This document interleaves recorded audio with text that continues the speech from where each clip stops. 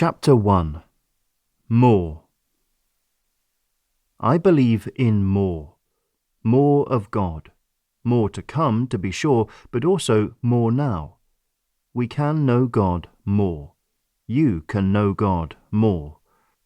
I've always enjoyed pictures and posters of the paintings of Vincent van Gogh, but seeing the paintings themselves in the Musée d'Orsay in Paris blew my mind.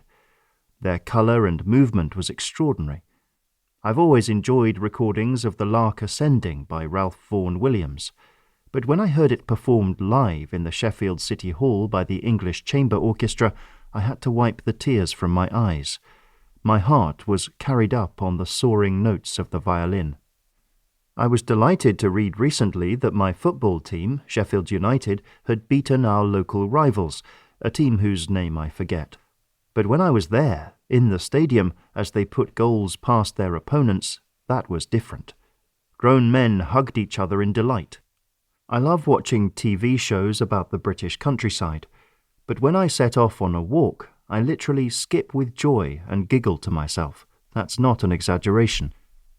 In the same way, I've always enjoyed reading about God, but to experience God himself blows my mind, brings tears to my eyes, or makes me skip, and sometimes all three. This book is about how you can experience more of God. Experiencing God. To help us get there, let me ask you a question. With which member of the Trinity, God the Father, God the Son, or God the Spirit, do you have the strongest sense of a lived, experienced relationship?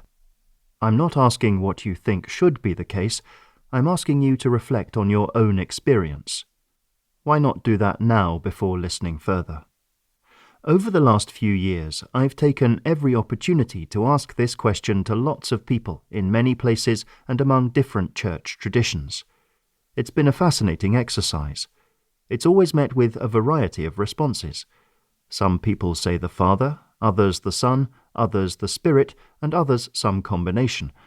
And before you ask, there doesn't appear to be any correlation between people's answers and their church background. It's not that charismatic Christians always point to the Spirit, while conservatives prefer the Father.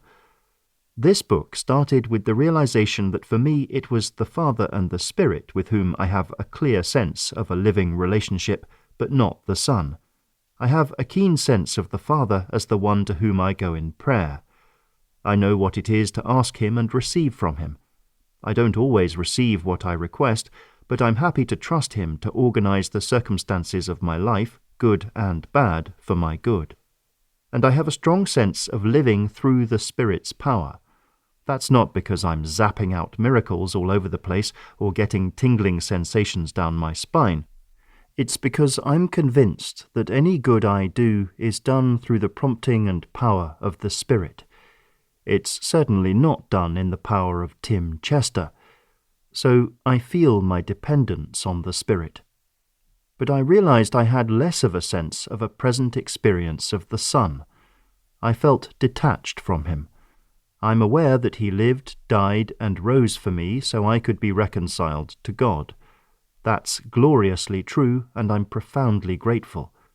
I'm convinced all the blessings in my life flow from his work. But that was 2,000 years ago, and now he's up in heaven. That's a long time ago and a long way away. What does it mean to know Jesus personally? And what does it mean to relate to him right now in the present? Why does this matter? Because I believe in more.